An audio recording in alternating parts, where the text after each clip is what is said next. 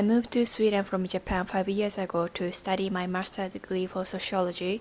And today I want to talk about why I decided to move to Sweden from Japan, also how the experience was to study my master's degree at Stockholm University, especially from the perspective of being an Asian. So first of all, why I decided to study master degree abroad. I think there are several reasons, but the first is that I have been always interested in studying and living abroad. My first year of university, I went to Australia during summer for 1 month to just study English, and also I loved traveling abroad.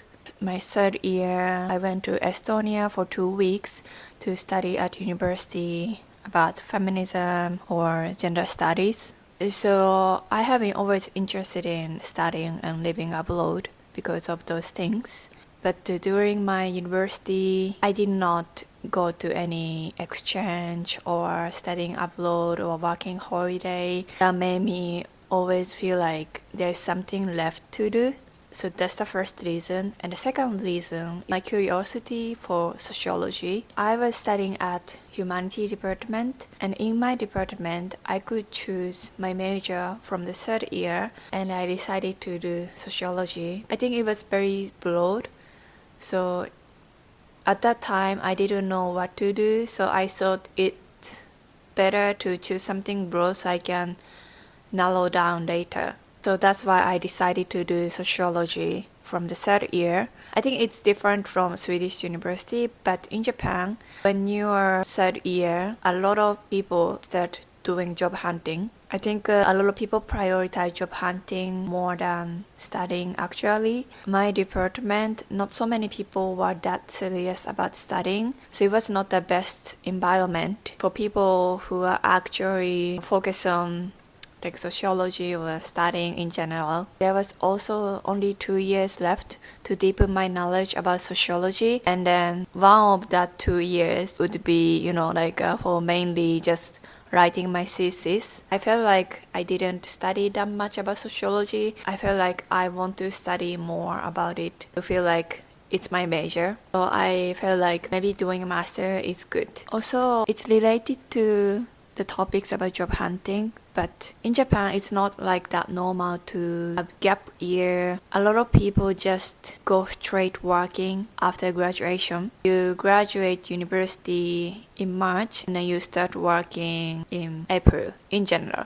I felt like everything is very rushed. I thought I'm not ready yet to work in Japan. So those things combined made me feel like, okay, studying master degree abroad is my option. That sounds very fun. So that's the reason I decided to do study abroad. And why Sweden? There are also some reasons about it. First of all, I was thinking about country that a lot of people are very fluent in English. But then I wanted to live in Europe because when I traveled before, I felt like it's very beautiful. I really like the aesthetic and the vibes and the culture there. So I started looking specifically into Europe. So my major is sociology, and especially I was interested in gender sociology, like feminism, gender equality, those things. When it comes to feminism, gender equality, Scandinavia is very well known for that. So that made me feel like, okay, I want to live in those society and experience the everyday life. Then I wanted to live in the city. I'm from Tokyo. I really love city life. Like living in rural area or living in student city was not that appealing to me. From all those reasons, there are only 2 university like that has program that's gonna interesting to me were left. It was, I think, Malmö and also Stockholm University. And from all those reasons, Stockholm University became number 1 choice for me. And I decided to apply for that. I applied in the end of 2020 and I got result that I was admitted in April 2021, and then I moved to Sweden middle of August 2021. And some people ask me, is it hard to get into Stockholm University? I would say no. I think it totally depends on the major and also the year as well, because I applied 2020, which was kind of still COVID was were there. So not so many people are studying abroad that period. It was not that competitive, I guess. I remember only I needed to is just submit my English proficiency, which is IELTS test. I think the requirement was at least 6.5 or something, and my diploma and some motivation letter, which is not that long. That's it. Everything was done online. It was not that complicated and also not that difficult process to go through.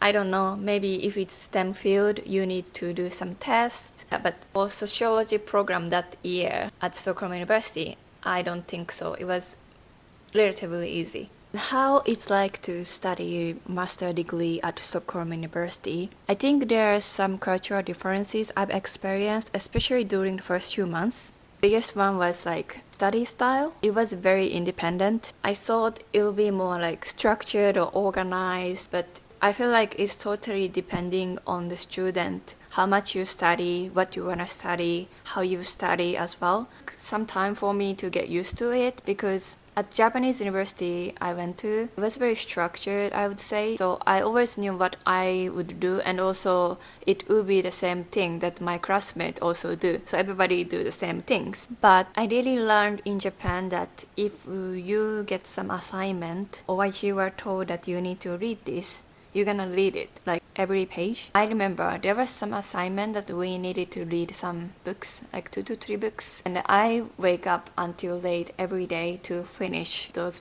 books, like every pages, like reading. Then I went to the class. I asked classmates about how it was, did you read? And most of them are like, no, I did not read it. I didn't have time. I was very shocked. I was like, what do you mean you didn't have time? Because I thought, like I need to prioritize this thing over everything. It's not like you're forced to come to university. Nobody, like command you to come here. It's you who decided to come here. So it's more like you who would decide which subject, which classes you wanna focus the most. So if you are not that interested in this type of subject, you can, just like read summary or anything, just like so you can grasp the overall concept or idea, if that's enough for you. If you didn't get past the test or class, it's your fault, and like nobody is responsible for that, and nobody can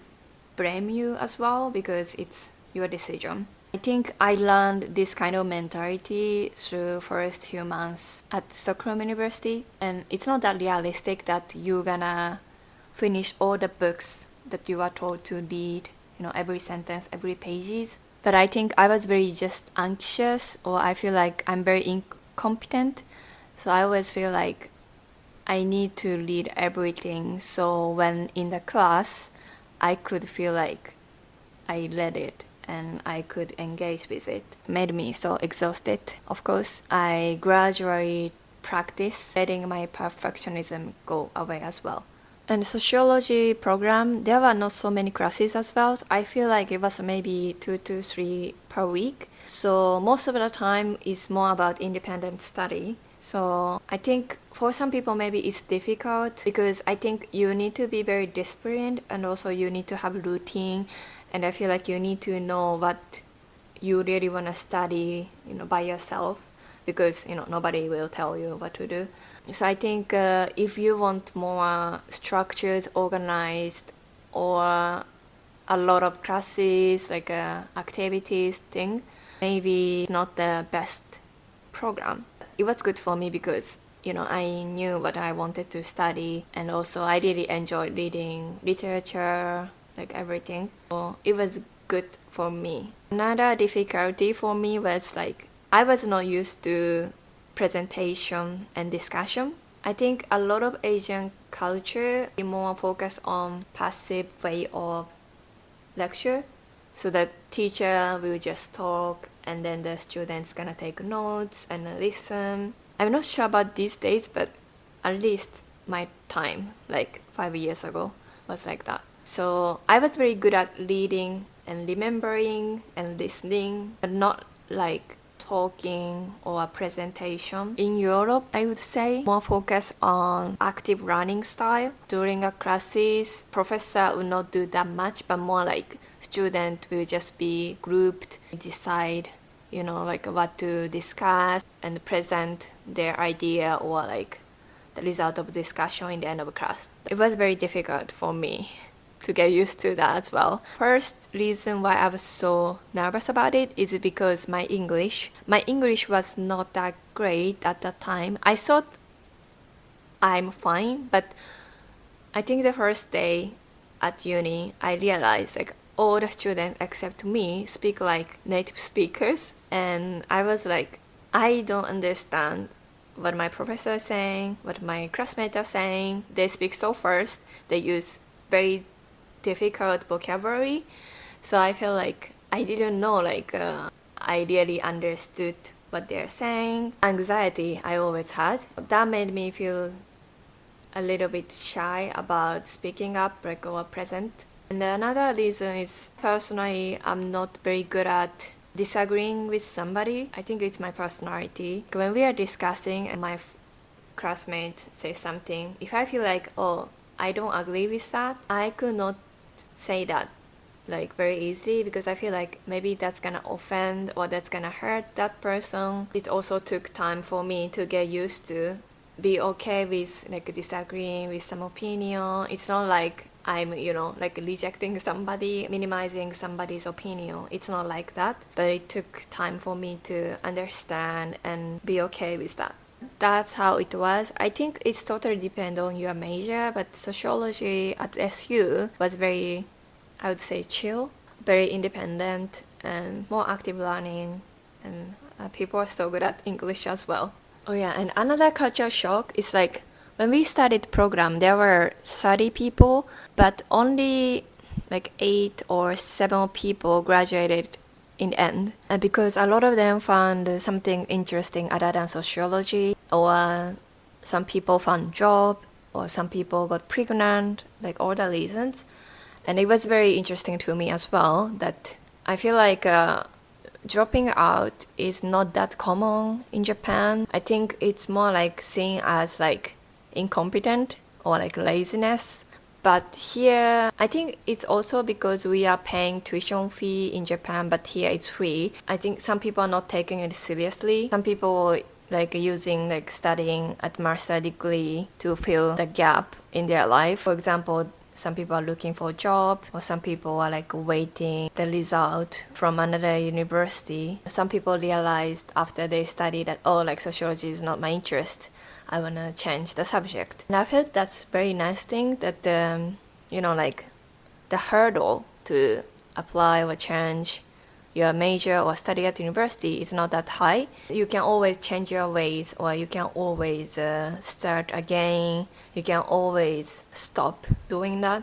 I felt it was quite nice. I think in Japan, if you say you quit in the middle of that, maybe it's not good reputation you would get from that. Also, you paid very expensive tuition fee, so you don't want to waste your money, even when you feel like I'm not that interested in this subject really. So that was another culture shock for me. So I felt like the system here in Sweden is much nicer. I also really like that the age of students are very wide. I think I was the youngest, and there are some people who have kids and some people who are retired. It was very nice to see that. You can always come back to study. You can always start studying again. I think in Japan it's more like there is some route that you need to go through in your life. Like you go university after your high school, like 18 or 19, and then you're gonna graduate when you are like 22 or 23. And then you're gonna just start working. An exception would be seen as maybe more like, I don't know how to say, like outsider, or maybe weird or rare. But I think here it's more like nobody care about it. I think it was very nice. Is making friends difficult in Sweden? I would say yes, but of course it totally depends on your personality or everything else. So my first semester was all online because of COVID. I didn't see anyone during that period. Like I didn't make any friends, And also, I think if you want to enjoy your student life in Sweden, I don't think Stockholm University is the best one. I don't think we have a lot of activities or they organize a lot of, like events for like international students or exchange students. I'm not sure how to say, but more like company or business. Like even campus looks like more like company. But I think KTH or Lund, Uppsala, there are so many international students, there are so many events, there are some circle you can join. I would recommend if you prefer those things. But during my first semester, it was difficult to make friends because, environment. But even after we started shifting to offline, everything went to offline after 6 months after a few months. It was still difficult for me to feel like comfortable in the class. I was the only Japanese student in the class. Most of them are from Europe, and then a lot of people are grouped by their nationalities or by their mother tongue. And during the break, they just talk in their mother tongue, but not like English. I consider myself very introvert, like introvert extrovert. I'm not like very, like friendly, outgoing type of person. It was my first time to feel like I'm very like alone, because I'm Asian and I'm Japanese and there are not so many people are like that in my department or at Stockholm University. It was my first time in my life because, in Japan it's very homogeneous society. Almost everybody look like me. I unconsciously feel like, I don't know how to say, I'm not that interesting. It made me feel like inconfident to be very talkative and to talk, and also my English as well, because I feel like maybe they will not understand what I'm saying. So I think first year I really struggled a lot. I think it's also because of the weather. It's very dark and cold most of the time in the year, so I feel like very depressed, like a lot of pressure from the study, and I feel like very lonely and there's no sun. After 1 year, once I feel like I'm comfortable with the speed of studying or content of studying, I feel like I have more room in myself to go outside to meet new people. And then I made very good friends, and I started feeling very comfortable, speaking up or talking to other people. So from second year, it gets very much better. That was my experience. But I think a lot of my friends also saying it's very difficult to be friend with, especially Swedish people, because they already have a circle and they're not actively seeking new friends. And also, of course, like their mother tongue is Swedish, not English. I think a lot of international students have hard time being really close friend with Swedish people.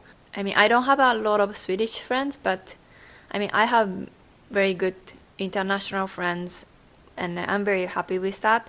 But I think if you want a friend with Swedish people, I think you need to put yourself out there, maybe going to some events or join the circle, or maybe studying Swedish more so you can talk in Swedish with them. One more thing I want to say about housing. Stockholm University provides some housing to exchange students usually, but in my year, because of COVID, there are some vacancies in the housing, so they decided to extend to also master students. I applied for one of their housing and I got it. First, I was supposed to stay there almost 1 year, but after 2 months of moving in that apartment, I got email from the university that's saying that I need to move out in 2 months because now the COVID situation is getting better, and then the government decided to, not lending this apartment to a master student anymore. And I was very mad, what does it mean? I knew that it's very difficult to find apartment in Stockholm, so I had only 2 months left and it's not enough time. And a lot of other master students also were very panicked. But I think it's Swedish culture. They really don't like taking any responsibility. So when I talked to them, they just said, oh, this is government decision, so we're not gonna do anything. It's your responsibility to find new apartment. We cannot do anything. We cannot help.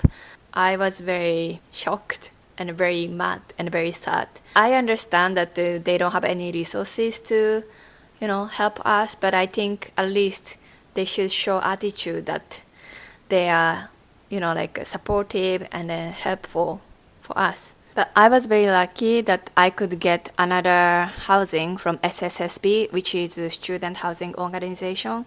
Because if you are renting any second-hand apartment, which is so expensive in Stockholm, I think it's almost impossible for students if you are not working or you are not having a lot of money. SSSB is first contract and then it's very cheap. I could get it because I started being the member of that in the first day on my arrival in Stockholm. SSSB is like you'd be in the queue of the apartment that you wanna rent. The more point you have, the easier you can get apartment because the one who get the most point will get that apartment. And then how you get point is just you will get 1 point per day after you started registering.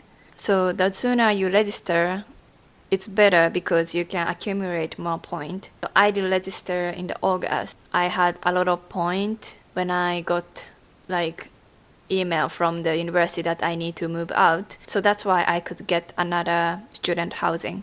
So I really recommend you that to register with SSSB as soon as possible so you can get apartment anytime. I feel like there are more that I can talk about, but right now these are the things I had in my mind. That was the reason why I decided to move to Sweden, and also how it was to study at SU as an Asian. I really am curious like what other people's experience of studying master degree in Sweden. I think it will be very different depending on the major, depending on the year. So yeah, if you have something different or if you want something share, I would be very happy if you could write in the comment. And also if you have any question, just write that as well. But thank you for listening until the end. ヘイドー